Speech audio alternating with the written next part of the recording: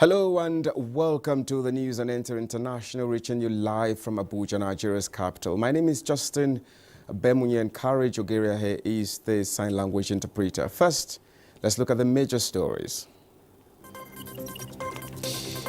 European Union urges leaders of Kosovo and Serbia to de-escalate tensions after clashes in northern Kosovo. President Tinubu and Vice President Shatima resume duty at Presidential Villa. Plus, Nigerian Army develops structures to enhance performance of troops to combat security threats.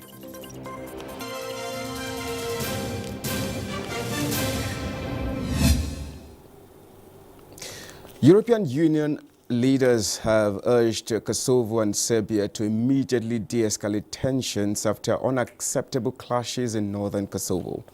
Uche Ogochukwu has details. Violence sparked by disputed municipal elections left 30 soldiers from a NATO-led peacekeeping force injured on Monday after clashes with ethnic Serbs protesters. European Union Foreign Policy Chief Joseph Borrell said he had spoken to Kosovo's Prime Minister and Serbian President. I asked both parties to urgently take measures to de-escalate tensions immediately and unconditionally. And any further unilateral action has to be avoided and calm being restored. Borrell warned that the EU was discussing possible measures to be taken if the parties continue to resist proposed steps towards de-escalation. Serbs, who account for about 6% of Kosovo's population, boycotted last month's elections in northern towns where they are in a majority, allowing ethnic Albanians to take control of local councils despite a little turnout of under 3.5% of voters. Many Serbs are demanding the withdrawal of Kosovo police forces, as well as the ethnic Albanian mayors they do not consider as their representatives. Tensions escalated after Serbs tried to force their way into the Zikan town hall on Monday, but were repelled as Kosovo police fired tear gas to disperse the crowd. NATO peacekeepers tried to separate protesters from the police, but dispersed the crowd using shields and batons, while protesters counterattacked the soldiers. Kosovo declared independence from Serbia in 2008, but Belgrade and its allies Beijing and Moscow have refused to recognize it, thus preventing Kosovo from having a seat at the United Nations. Uche Ogochukwu, NTA News. Now elsewhere, bombardment of drone missiles from Ukraine hit Moscow's high-rise buildings in Aras, believed to house Russian elites. Kremlin is left battling with the damages caused by the attacks. And Kolo Mohammed now tells us more.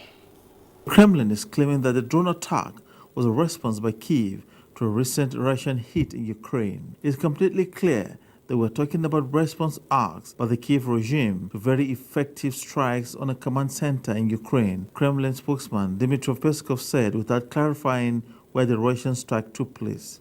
Meanwhile, a Ukrainian presidential aide has denied Kyiv's direct involvement in Tuesday's drone attacks on Moscow. Reports say there has been very little damage with no life lost, and Ukraine has not claimed responsibility. President Putin's special military operation in a neighboring country is coming home to Russia. With an earlier ineffective drone strike on the Kremlin on the one hand, and the colossal drone and missile strikes Russia is now launching daily on Ukraine's civilian population, any attack on Russia's capital makes NATO nervous about the risks of escalation. All the powerful long-range weaponry it is supplying to Ukraine comes with the proviso that it must not be aimed at Russia. So far, all of Moscow's red lines is warning of their consequences to the West if it supplied Ukraine with a piece of equipment. Kolo Mohammed, NTA News. We now move to Sudan, where warring factions have agreed to extend the truce that expired Monday night for another 5 days to allow more humanitarian aid reach the growing number of citizens in need. Over 6 weeks of war has taken its toll on Sudan's already fragile health sector. Doctors and volunteers in northern Khartoum are busy providing medical service to the sick and wounded. Again, Kolo Mohammed gives us more. Rival forces remain locked in a power struggle despite international calls for ceasefire. The U.S. said humanitarian aid reached 2 million people during the week-long truce, adding that millions more are still in need of assistance. 6 weeks of war has taken its toll on Sudan's already fragile health service. According to the Doctors' Union, 3/4 of hospitals in the combat zones are out of service. In the absence of sufficient medicine and clinical tools, the doctor and volunteers here are pushing through the boundaries created by the war to let help reach the citizens who need it. Kolo Muhammad, NTA News. And Zimbabwe's anti-sanctions lobby group, the Broad Alliance Against Sanctions, has filed a court application in the nation's capital, Harare, seeking reparations from the United States for imposing sanctions on the country more than 2 decades ago. Adebola Brooklyn on the reports. Sally Ngoni, co-founder and spokesperson of the Broad Alliance Against Sanctions, told the press after filing the application that they have not come up with a number of the amount of reparations and are still waiting for a response from the Ministry of Finance. They say once they get it, it will be annexed to the application. The Broad Alliance Against Sanctions, which has been camped at the main entrance of the U.S. Embassy compound in Harare since March 2019 in protest of the sanctions, is also seeking a response from the embassy on why the sanctions are still upheld. We are requesting them to respond to us in written form as to why they haven't removed the sanctions which were declared illegal and unjustified by the UN rapporteur in a report last year. The United States imposed sanctions on Zimbabwe at the turn of the millennium over differences with the country on its land reform program, which is aimed at addressing colonial land distribution imbalances. While the United States says the sanctions are targeted at a few individuals, the Zimbabwean government has countered that argument, saying their impact is being felt throughout the whole economy as ordinary citizens bear the brunt. Adebola, Brooklyn Sunday, NTA News. Now let's come to Abuja, where the West African Institute for Financial and Economic Management, WIFEM, is building capacity of state debt offices to adequately manage borrowings at the subnational levels. To this extent, it is deploying a tool called Debt Management Performance Assessment with support from the World Bank, designed to, among other things, build sound practices in debt management. Alea Katumba Batunde completes the story. The debate around Nigeria's debt profile has lingered over time, propelled by the current low levels of revenue being recorded for almost a decade. While debt management has been largely successful at the federal level, same cannot be said of the subnationals, as only 7 states completed the Subnational Debt Management Performance Assessments (DEMPAS) in 2019. The Central Bank of Nigeria, CBN, says debt managers must master the use of DEMPA assessment tools to proactively identify and address weak areas in debt management operations, especially in relation to the legal institutional framework, coordination with fiscal operations, and implementation of the debt strategy over time. What we've seen largely is at the federal level, there's a level of development, sophistication in terms of the DMOs and stuff. But at the state levels, you see that deficiency in terms of capacity, in terms of transparency, in terms of the institutional framework that is required to package all this, and in most cases actually rely on the federal to do that. Data from the Debt Management Office indicate that Nigeria's total debt stock was 46.25 trillion naira at the end of December 2022, with little or no sign of a near-term stabilization as global borrowing levels are expected to rise this year. We are far below the threshold in terms of GDP. But then when you take it in terms of revenue, that is where the issue is.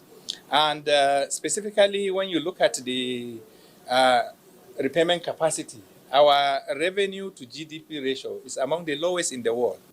WIFEM is working with the Central Bank of Nigeria, the World Bank, and the Debt Management Office to improve debt management practices in the 36 states of the Federation and the FCT.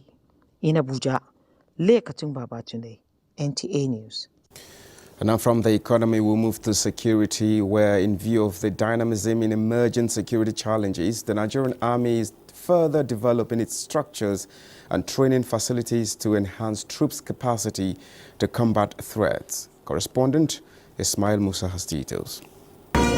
With this brief symbolic ceremony, the Nigerian Army has commenced the development of a state-of-art war gaming center for the prestigious Army War College in Abuja. The event aligns with the Chief of Army Staff priorities in the area of enhancing training in the college. Now, war gaming is an integral part of the training of Army War College. There are those who do at section level, at company level, or platoon level, company level, battalion level, and like that. So each one at one level also has those facilities, those aspects that are required to put into play, into practice what they have learned. And that's why we're having War Gaming Center. The Chief of Army Staff also performed the groundbreaking for a conference center and other facilities to support training of officers and soldiers of the Nigerian Army. Let me use this opportunity to reiterate my vision for Nigerian Army, which is to have a professional Nigerian Army ready to accomplish assigned mission within a joint environment in defense of Nigeria. We are, to the specification, is 3 buildings, 1 auditorium with 1,000 capacity, then conference center with 500 capacity, banquet hall with 1,000 capacity.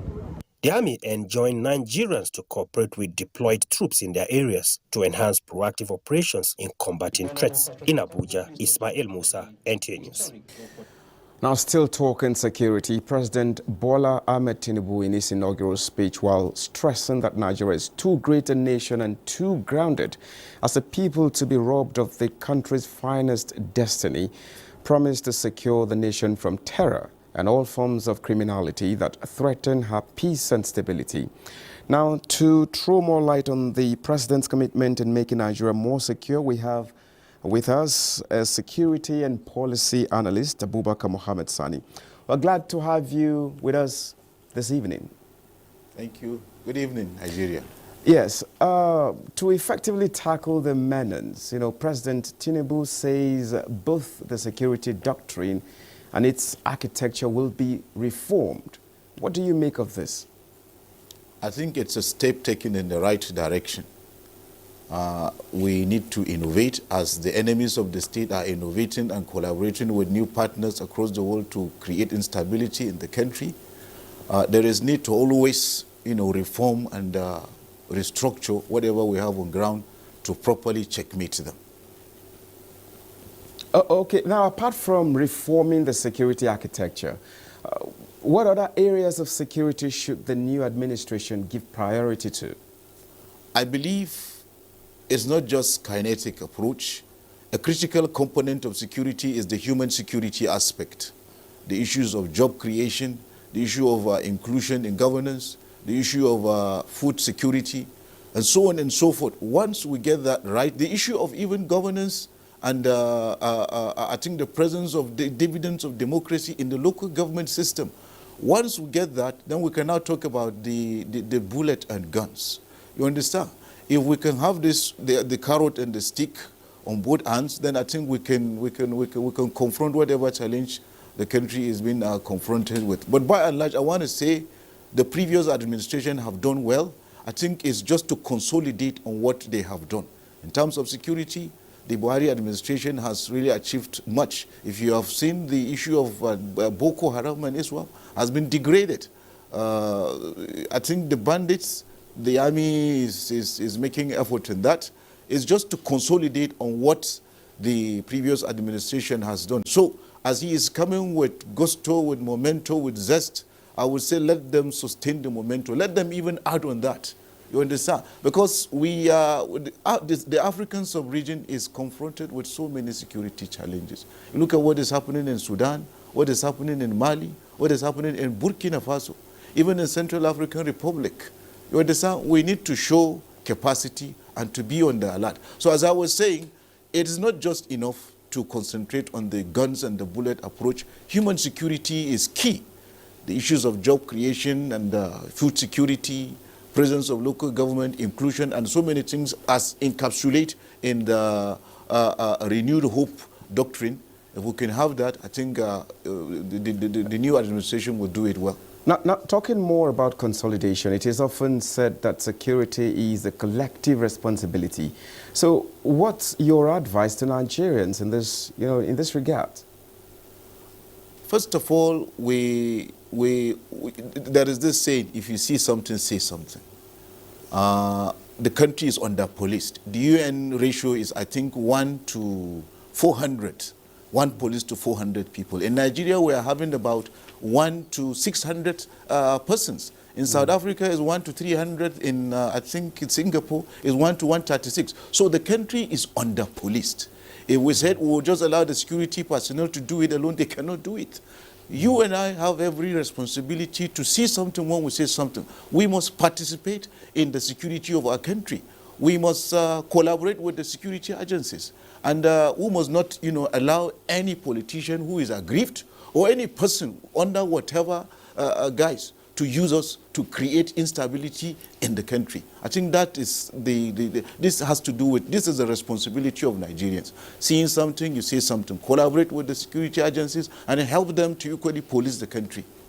Well, Abubakar Mohammed Sani, thank you so much for coming on the news. Thank you so much. Thank you very much for having me. You're watching the news on NTA International. We now take a break. More stories when we return to stay with us.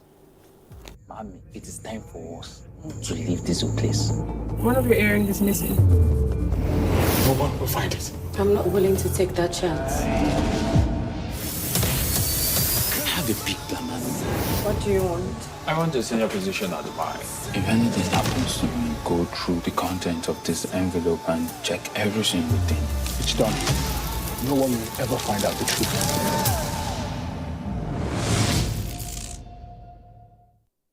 The APC candidates for the speakership position of the 10th House of Representatives, Right Honorable Tajuddin Abbas, PhD, Ian Selzo, congratulates President Bola Ahmed Tinubu and Vice President Kashim Shatima on their inauguration. Right Honorable Tajuddin Abbas wishes them success in their tenure and calls on Nigerians to give them maximum support.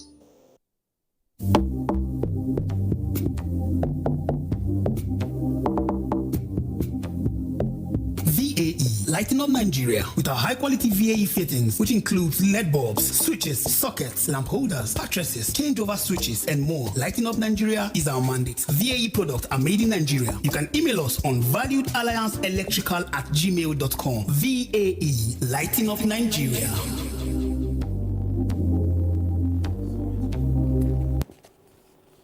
You're welcome back. President Bola Ahmed Tinubu and the Vice President Kashim Shatima have resumed duty at the presidential villa in Abuja. State House correspondent reports. President Bola Tinubu came into the villa at exactly 2:30 p.m.